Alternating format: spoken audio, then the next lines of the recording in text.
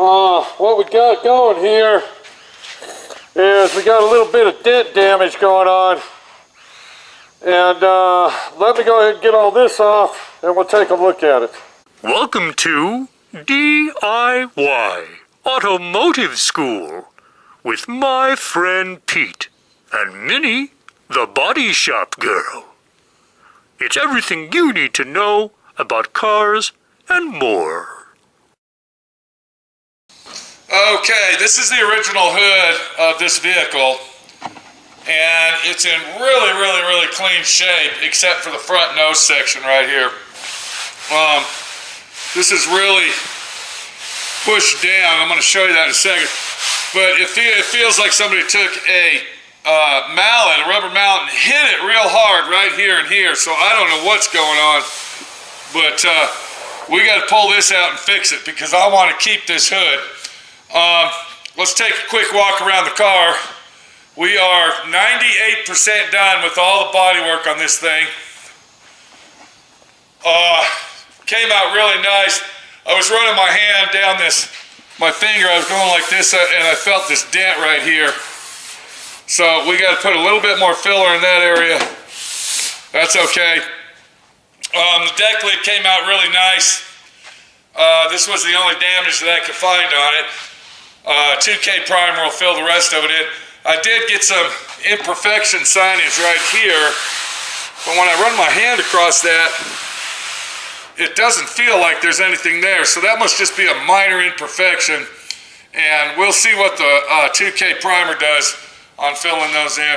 We went ahead and finished the body work on the sail panel. I'm sorry, the tail light panel, and that came out really nice. Here's a little suggestion of what the difference is between aftermarket parts versus factory. And they do this on purpose before I go and tell you. This is done on purpose so they aren't copying the manufacturer, the General Motors manufacturer, and get sued. And I found out what the difference is on this panel. This is our aftermarket panel versus our factory panel. If we look right here, you can see where my finger is, there's like a lip, and it kind of rolls out like that. But as we come over here to the aftermarket panel, there's no lip at all. It's as flat as a board. So, yeah, you're always going to find some type of imperfection or difference of variances in the aftermarket panels versus the factory stuff. And that's the reason for that is because they don't want to get sued. I went ahead and called the local glass guy here, and I think there's only one guy that does automotive glass. I don't know, I'll check it out. But anyway, I called to have him come over and remove the windshield and the back glass. Now the windshield's cracked, so it doesn't matter if it breaks anyway. And he quoted me a price for $150. $150 just to take the glass out of the car and throw it in the trash. I couldn't believe it. I was kind of shocked, really. Rick's glass shop, my buddy Rick out in Dallas, that I've been dealing with for many years, and before I was dealing with him, I used to do my own glass. But he would only charge me $25 to take the windshield out because it only takes like 10 minutes. Okay, they take their tool, they go around the windshield, and it falls out. So, I hate to disappoint the local glass guy, but I will not be letting him take the glass out because I'm not going to pay $150 for a 10-minute job to take a piece of glass out of the car. It's not going to happen. Like I said, this windshield is bad, and if we look right there, all right, one little crack like that, it's over. You need a new windshield. So if that thing breaks, I don't care, and I told the guy that myself. And then back glass, of course, I put that back in the car in Dallas, and the only place I glued it was right here in these corners. So we'll go ahead and take all that out. Yeah, $150 to take 2 pieces of glass out of the car. I'm sorry to say that is way over my budget. and I wouldn't even want the customer to pay that much. So yeah, Glass Guy Pete is back in business. All right, so back to what we were talking about earlier. I want to go ahead and show you the damage on this car. And if you look right there, you can kind of see what we're talking about. Okay, and it's pretty bad. That is pretty bad right in there. And then over on this side, pretty much the same thing. So, like I said, either that's where they used to use the palm of their hands to shut the hood, or somebody took a rubber mallet and just bashed on it. I don't know, but we're going to have to pull that out before I add any filler to it. So what I'm doing here is I'm locating my dent, and I noticed that there's a little bit of structure damage in this area right here.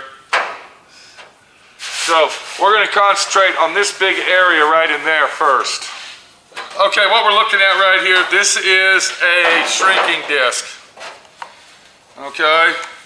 I like to use the shrinking disc, and I wish I can use it more often, but I only really use it on serious action on factory original panels that I want to keep, and this just happens to be one of them. So we're going to go ahead and use our shrinking disc on this job, and hopefully it's going to do the job that we need done. Hopefully. Now, what makes this dent hard to pull out is there's nothing underneath. This is a double wall panel, meaning that underneath it there's another panel that we can't access into the damaged area. So we can't use a dolly on this. And what I'm going to do is I'm going to use my electronic dent puller. That's what I call it. It's actually battery powered. And we're going to try to pull as much as we can out with that, and then we'll use the shrinking disc to lay it back down.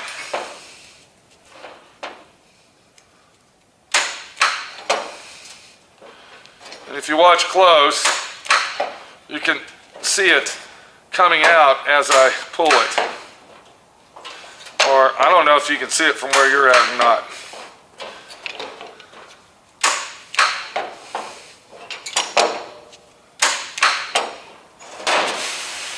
And it actually feels pretty nice. I don't even know if we're going to need the shrinking disc, to be honest with you. It feels like it's actually coming out really good.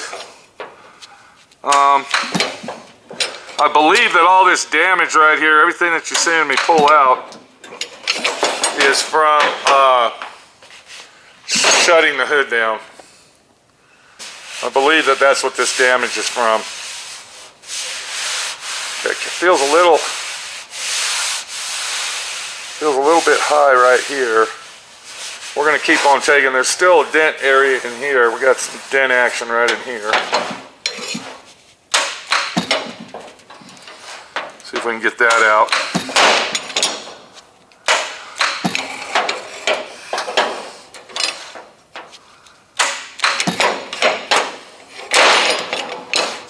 So that feels really nice right there. So before we go getting our shrinking disc out and all that other stuff, what I'm going to do, I'm going to take my slap hammer here, and I'm going to go ahead and try to stretch this out a little bit.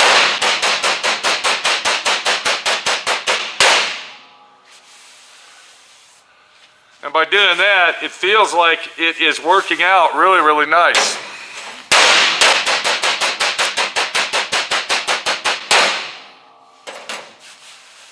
Yeah, that came out perfect right there. Let me go ahead and grind these down and see what we can do with that action.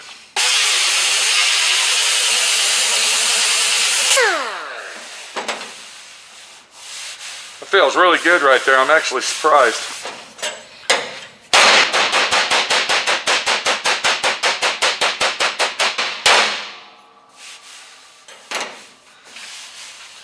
I think I'm going to use my shrinking disc in this area right here. There's a high spot right here. So we're going to take our magic marker before we run our shrinking disc on there. And what that does, that's going to show us exactly where the spot is when we're done, and it also lubes up the shrinking disc so we don't get friction burn.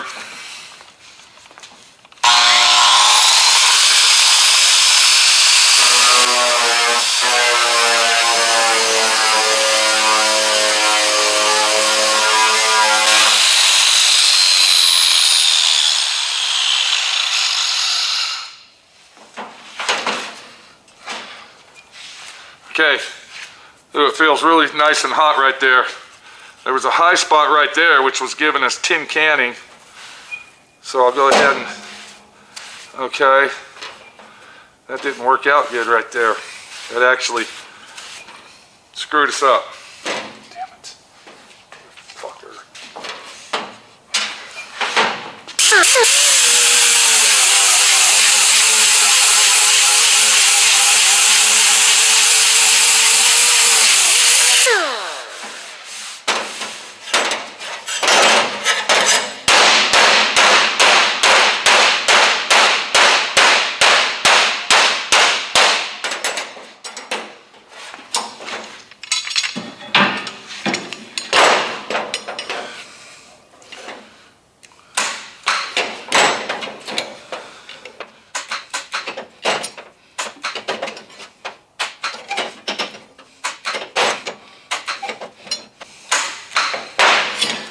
Okay, so what I'm doing using my dent puller, and we're going to go ahead and move on with this little subject. You can kind of see what's going on here. What I'm doing is I'm stretching the metal around the edges so I can get the tin canning out in the center right here. And that actually feels really, really nice. And it feels like it's probably ready for filler. Right here seems to be a high spot right where it starts to roll down.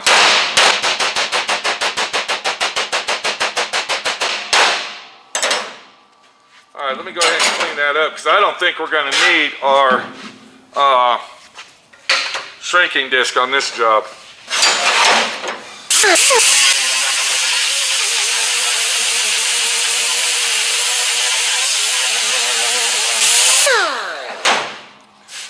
Yeah, that feels really, really nice. I like that. Right here. I'll get right in this area.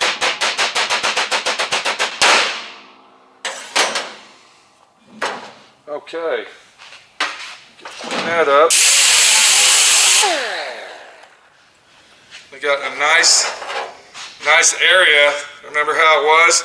It's 100% better. And I think we are actually ready to go ahead and add filler to this action.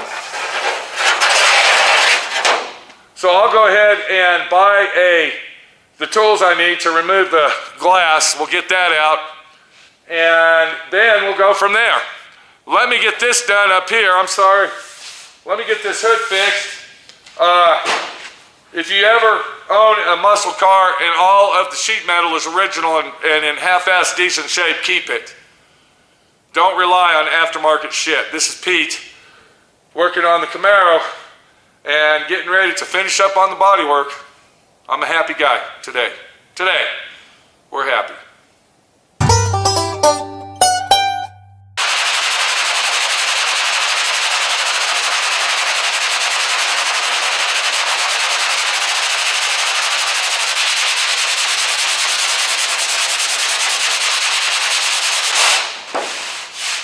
That's a lot better. Oh, man. You see what I'm using here, right? You see what I'm using? This is an old school. I'm sorry, let me get that off. This is an old school block sander right here. This was actually made for non-stick paper. You see that right there? This is where you would, see there? And then what you do is you'd put your paper into there and then fold it around. So this is a pretty old item, but you know they still sell these. And I'm gonna be honest with you, when you're doing a job like this, and you got a hood that's been crushed in, like this job here, that's the only sander that's gonna really do the job for you. I like this sander right here better than that sander right here. And this is the #1 sander right here, okay? These are the ones everybody's going with. These are the DuraBlock sanders. But I'm gonna tell you right now, if you're trying to get a high quality finish and a high quality, quick, easy sand job, this is the type of sander that you really need to use. So what I'm doing now is we had a couple imperfections right here. There were some imperfections in this area, and then of course other little imperfections as we were working on the hood. I'm trying to make this my last final coat. Now I've only skimmed this twice. This has only been skimmed twice, and that means that I'm doing a good job on it. I pulled the dent out properly. I filled it in, blocked it down using my air files, and then I came back, skimmed it again, and now I'm trying to finish it with this. I'll probably go ahead and skim it one more time, just real super thin to fill the scratches in on it once I get it all leveled out.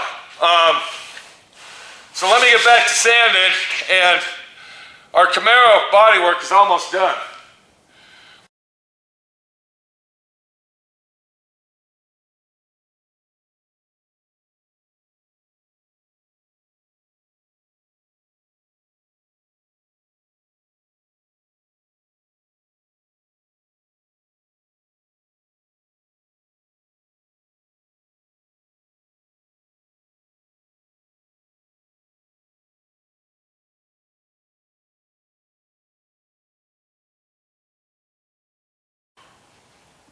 Well, last night, late last night, we went ahead and epoxy primed the Camaro, and then we went ahead and spot primed it with some polyester primer. Let's go out there and take a look at that thing and see what we got. If we look at the car, what we've done to it, we went ahead and put polyester spray. Now this stuff here's polyester spray. It's not high build primer, it's a polyester primer. And it's like double compared to high build 2K primer. This is like 4K primer, you would call this. I did not prime the whole car. Now the reason is because I'm not a big fan of polyester primer, but I believe that if you use it properly, it's a good primer to use. And what I did is wherever there was bodywork on the car, I went ahead and put 2 full wet coats of polyester on top of it. So when I block sand that, it'll all flow out and take the imperfection out, because that's what polyester primer is used for. It's not used to prime the whole vehicle. It's only used where you do your body work at. That way it levels out your body work and it feathers out your body work. Now, depending on how many coats you apply is going to depend on how level the body work's going to be. You can go up to 3 coats with this stuff, no more. I like to stick with 2 coats. It's leveling it out. Once again, it's leveling it out and it's feathering it out.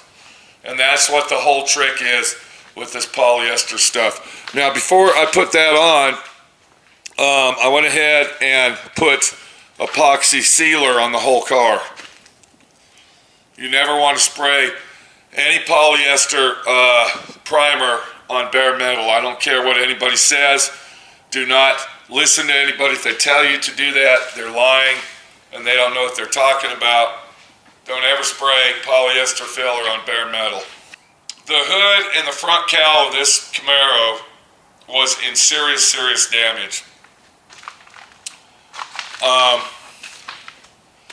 We were at the point of actually having to buy a new hood and cowling for it. But by the trickery and trickster situation of my friend Pete doing the extensive body work that he did to it and pulling all the dents out and hammering, doling, plenishing, metal filing, this, that, and the other, we were able to save the hood. The next step on our Camaro is block sanding all the polyester primer. We're going to block sand all that out, we're going to level it out, we're going to get it all in shape, and then once that's done, we'll go ahead and 2K primer it with 3 full wets of primer, and then this car will be paint ready. By using the polyester primer on top of the bodywork, that eliminates priming the car once, block sanding it, and finding the imperfections, and then priming it again. Any way you look at it, you're going to have to prime it twice. I don't give a shit what anybody says. We went with the polyester primer on this situation. And we're probably going to do it to our Mustang as well. And we're definitely going to do it to our Mercedes-Benz. This is what I've been working on for the last several days, off and on for 3 or 4 days, is this hood. This is called Bad Situation at the fucking Sandblasters. They had ruined this hood. I don't even want to go into it. Watch the video, check it out, you'll see what's going on. These fenders are the same way. They were supposed to wet blast this or dustless blast the car. They ended up sandblasting it. They fucked up the fenders, they fucked up the hood. The owner had to buy another hood. He had to buy another trunk. They were warped, they were junked. He lost a lot of serious money. He's in the process of trying to get a refund from these people. I seriously doubt they're going to do anything. They claim they didn't do anything, of course. You know, everybody's innocent. It's everybody else's fault. Fuck you, fuck off. We don't give a shit. They got their money, and that's the operation that you get. But you can bank on one thing. When you're dealing with this fucking clown, you're getting your fucking money's worth, bitch.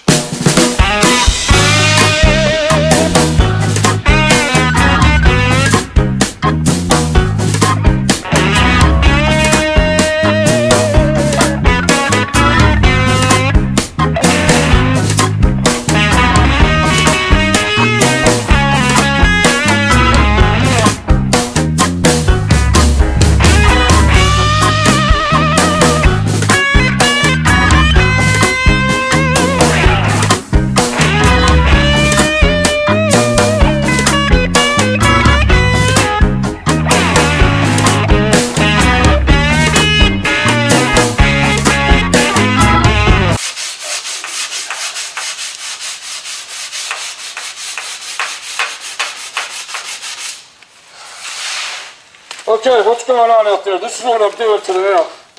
We're back on the Camaro after we've primed it.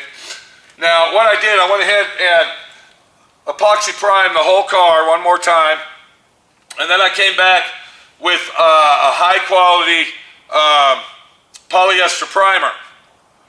Now, what you're looking at here, I only primed it in the spots where I did the bodywork. That's all I want to do, because I want to make sure that all this is level. I want it all to flow out. I want it to look good. We got body lines over here. All right, very sharp body lines on this car. We want to make sure those are nice.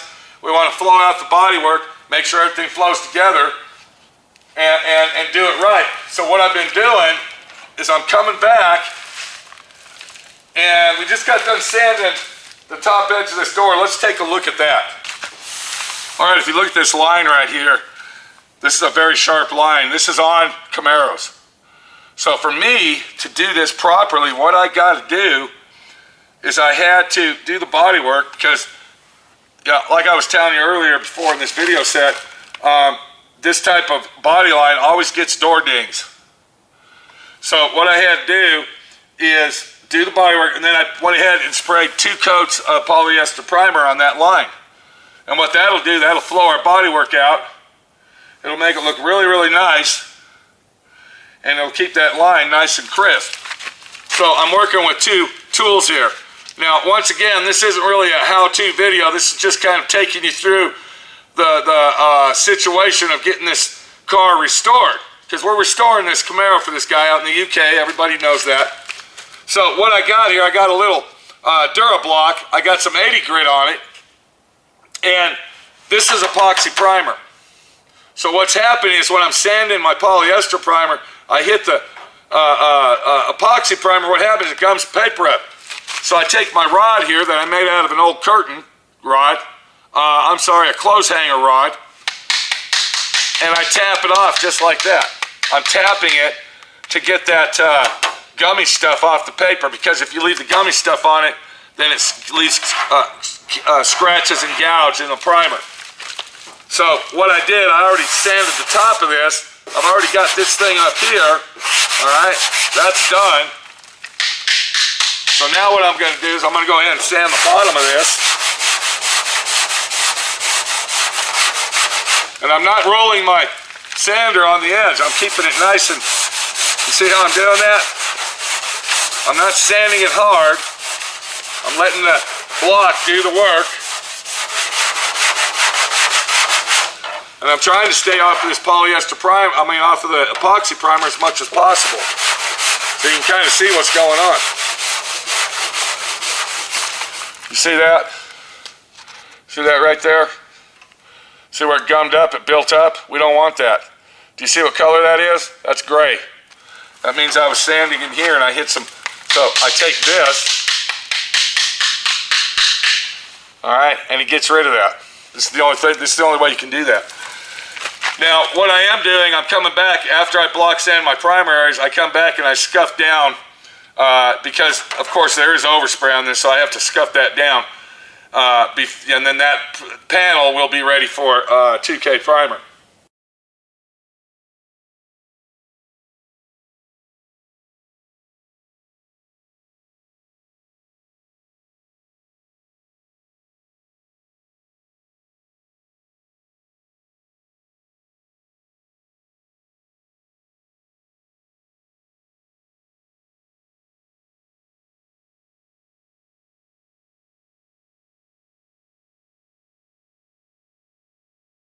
So after about 10 hours of block sanding, that's how long I've been out here block sanding this. 10 hours of block sanding the polyester primer. What we're doing now is prepping up the epoxy primer for primer. So let me get this done here and we'll kind of do a little walk around, but I want to let you know what you're looking at here is the polyester primer took place of our first prime job. So instead of taking the high quality, high-tech, expensive 2K primer that I'm using and priming the whole car, what I did, I went ahead and compensated and I used the polyester primer on all the bodywork. I came back and blocked it out and it really came out nice. It filled in where it needed to fill in. I found my high spots. You can see this over here. Here's a high spot, here was a high spot, and we leveled everything out, and now it's time to go ahead and put our 2K primer on. And this is the primer that I'm going to use right here. This is the U-Pol brand, the UP2253 Gray, and this is a high build primer, very good stuff, and it's also a DTM, direct to metal.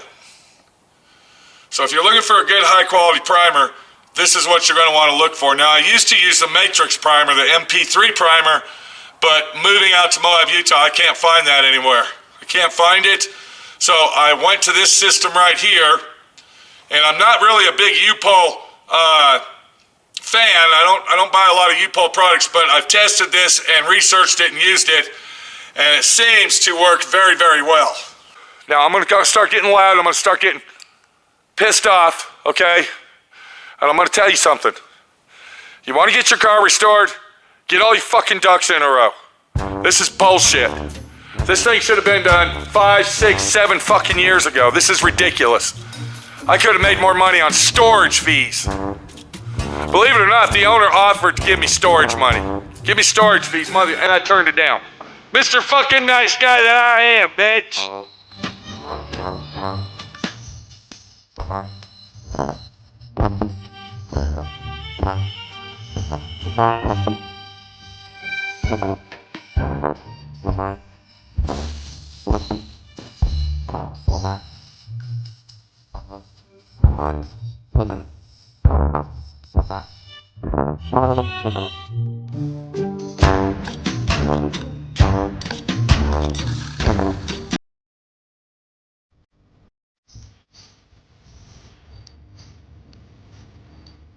So, we found a couple dents that I didn't get out. Here's one of them. Went ahead and took care of that issue. And then if we walk down the car, nice, beautiful, crisp lines. I love it. I love the Camaro body lines on that.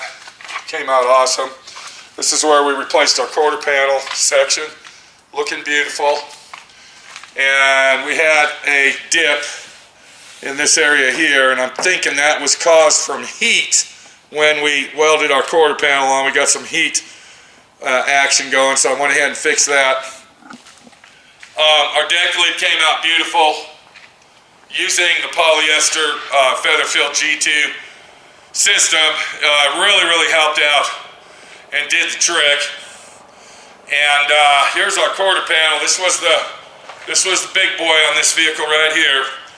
But I think once we get this thing painted and in primer and painted down the road, you'll never even know that was done. So the polyester primer job is done. And now it's time to take my Scotch-Brite. That's what I'm using here, folks. I'm using a gray Scotch-Brite. And all I'm doing is lightly scuffing down the whole car and mainly concentrating on our epoxy primer, because that's the important situation here, people. That's what we're trying to do. We're trying to get that epoxy primer prepped up, and the only way to do that is by using a Scotch-Brite. So I'm going to get this thing in primer, and it'll be paint ready.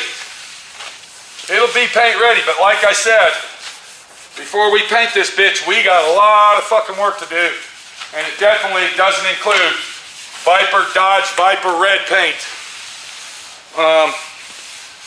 The bodywork is done and everything is ready. So let me get that primer on it and see what the owner's gonna do next. See what he's gonna do next. Leave my friend Pete in limbo, or keep on traveling down the mighty highway of restoring this car and getting her done on the ship over to UK and out of my motherfucking shop, bitch!